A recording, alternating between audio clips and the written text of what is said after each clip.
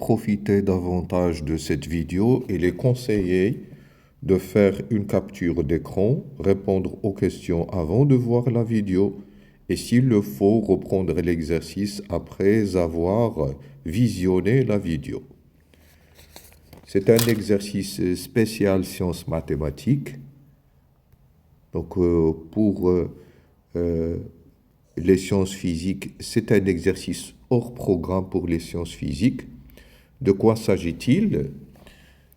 Nous avons donc un faisceau d'électrons produit par un canon à électrons arrivant en haut avec la vitesse V0 est égale à V0 suivant I est alors soumis au cours de son mouvement le long de la distance D à l'action d'un champ électrique uniforme créé par deux plaques P et P'. On désigne par U est égal à Vp moins Vp', la différence de potentiel entre P et P'. L'étude se fait dans un référentiel galiléen. L'électron passe par O à T égale à 0. Voilà. De quoi s'agit-il? Nous avons deux plaques, l'une chargée positivement et l'autre chargée négativement, entre lesquelles on a un faisceau d'électrons qui pénètre dans cette zone-là et il sera dévié dans ce champ-là, dans cette zone-là. Il va être dévié une fois à la sortie de cette zone. Il va continuer tout droit pour heurter un écran fluorescent au point M.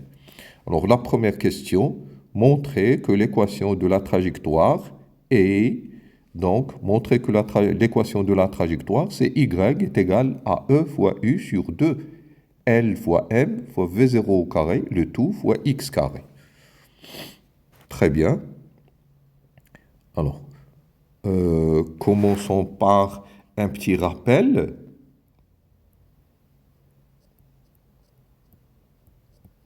Tout d'abord, lorsqu'on a deux plaques, l'une chargée positivement et l'autre chargée négativement, il va y avoir un champ électrique qui est orienté de la charge positive vers la charge négative.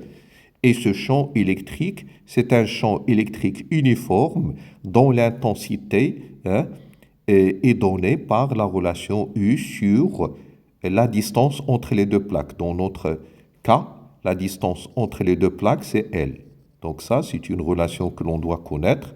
Une autre relation, c'est que la force électrique en vecteur, c'est la charge électrique Q fois E. Et pour un électron, Q, c'est moins E. Pour un électron, Q, c'est moins E, le tout fois E. Voilà pour le rappel. Pour la première question, on cherche à établir l'équation de la trajectoire. Pour cela, on va commencer par la deuxième loi de Newton, qui nous dit que la somme des forces, elle est égale à M fois A. Et donc, cette somme, c'est uniquement la force électrique. On néglige le poids, ça c'est indispensable pour tout, toutes les particules élémentaires, que ce soit des protons, des neutrons, des ions, eh bien le poids il est négligeable devant la force électrique, qui est égale à M fois A. La force électrique, c'est en fait Q fois E, qui est égal à M fois A. Et c'est à ce moment-là, arrivé à ce stade-là, qu'on va donc faire les projections. Donc Q, c'est sur l'axe des X. Cette relation-là, il va devenir Q fois EX est égal à M fois AX. Q, c'est en fait moins E. Et EX, la projection de E sur l'axe des X, EX, alors tout ce terme il va disparaître puisque EX elle est égale à 0 du fait que E elle est perpendiculaire à l'axe OX. Donc on aura AX elle est égale à 0. Du coup, Vx qui est égal à AX fois T plus V0x, ce terme va disparaître, ce qui nous reste c'est juste V0. Et pour X, c'est 1 demi AX T au carré plus V0xt plus X0. Alors, pour AX, il n'y a pas de AX, il n'y a pas de X0 puisque la particule a été injectée dans le champ depuis le point O. Et donc, ce qui nous reste, c'est X de T. Il est égal à V0x qui n'est autre que V0 fois T. Voilà un résultat important que l'on doit encadrer. Ça, c'est X de T. Alors, on fera pareil pour l'axe, pour l'autre axe. Sur l'axe OY, alors sur l'axe OY,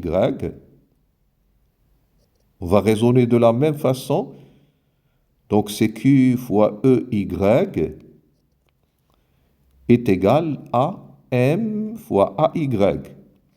Puisque E est opposé à l'axe OY, donc Q c'est en fait moins E, et EY c'est moins E, est égal à M fois AY. Donc, double signe moins, ça nous donne E fois E est égal à M fois AY.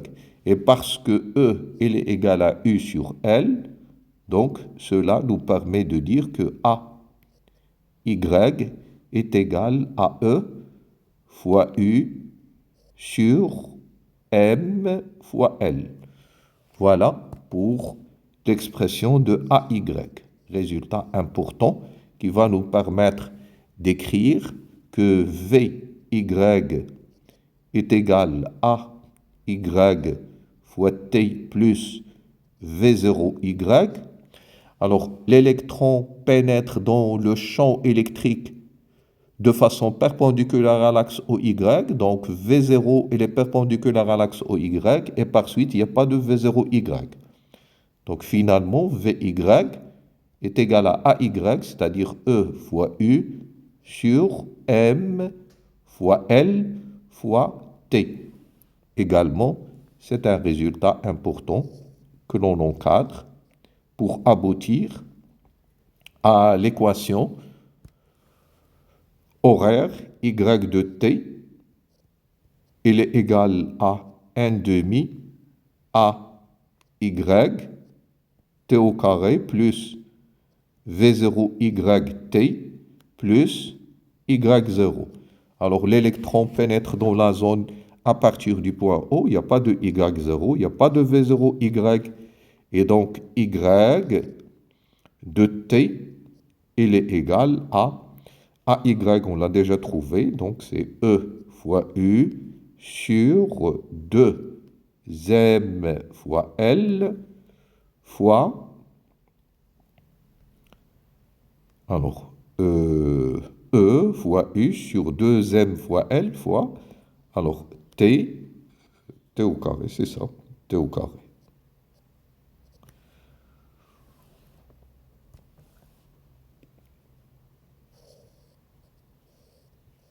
Voilà. Donc, maintenant, pour l'équation de la trajectoire, parce qu'on cherche l'équation de la trajectoire, eh bien, on a X est égal à V0 fois T. Ça nous permet de dire que T il est égal à X sur V0, que je remplace dans l'expression de Y, est égal à E fois U sur 2M fois L fois T au carré, c'est-à-dire X au carré sur V0 au carré, ce qui nous permet de dire que Y il est égal à E fois U sur 2M L V0 au carré, le tout fois X carré. Voilà. Donc ça, c'est le résultat recherché. Alors, comparons à ce qu'on doit trouver, E fois U fois x carré sur 2ml V0 au carré. Exact. Alors, passons à l'autre question. Eh bien, la deuxième question, 2, 1, 2. Alors, le faisceau d'électrons sort du champ électrostatique en un point S. Il poursuit son mouvement et heurte l'écran en un point M. La droite T représente la tangente à la trajectoire au point S. Montrez que la déviation électrique d'un électron s'écrit sous cette forme-là. Voilà. Donc, pour cela,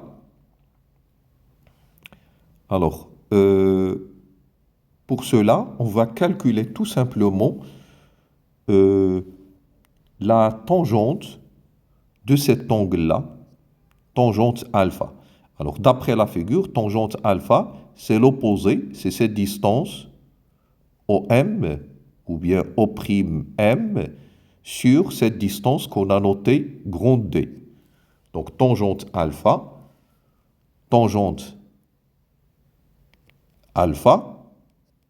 c'est donc O'M sur grande D, d'une part.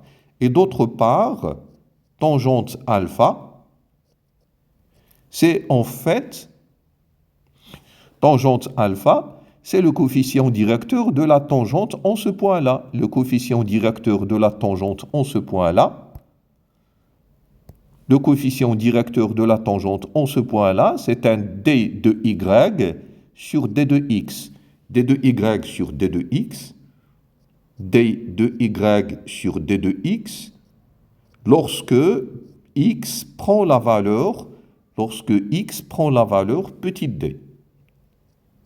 Donc vous prenez l'expression de y, vous la dérivez par rapport à x, et puis vous remplacez x par d. Ça devient E fois U fois D au carré sur, lorsqu'on va dériver, il y a un 2 qui va se simplifier, M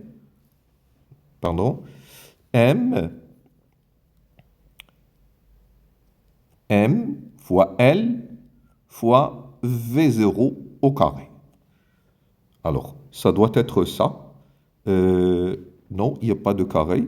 Donc, on doit dériver et puis on remplace. Lorsque vous dérivez, vous aurez 2x avec le 2 du dénominateur qui va sauter. Hein? Et donc, le x, on le remplace par d. Et le reste, les mêmes termes, on va les garder. Donc, déduction de tout cela, c'est que la déviation, cette déviation qu'on a appelée la déviation électrique, c'est O'M. Donc O'M, il sera égal à E fois U fois petit d fois grand D sur M fois L fois V0 au carré. E fois U fois petit d fois grand D sur M, L, V0 au carré. C'est exactement la même expression. On va donc utiliser cette relation-là pour calculer donc V0. Alors V0, il est donc égal à E fois U fois D fois grand D sur M fois L fois O'M en racine carrée.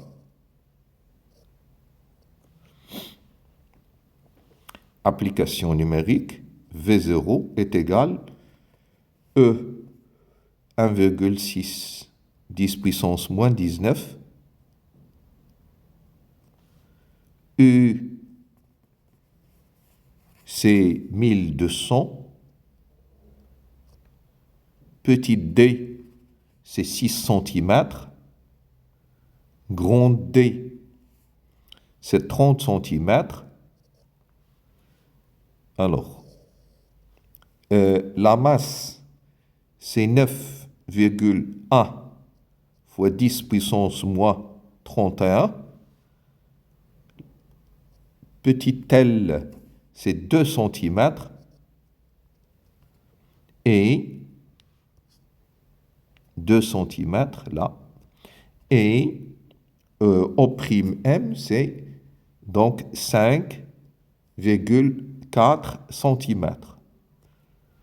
Alors ça se voit que là, en haut, j'ai deux distances que j'ai exprimées en centimètres et en bas, j'ai deux distances que j'ai exprimées en centimètres. Donc les centimètres vont se simplifier, je n'ai pas besoin de convertir.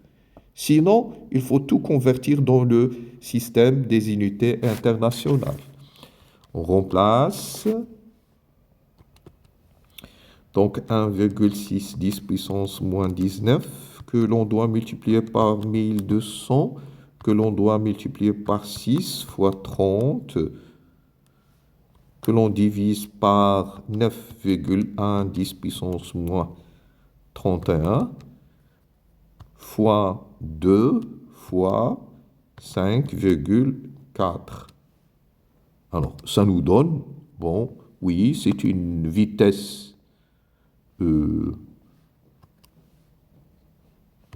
assez grande.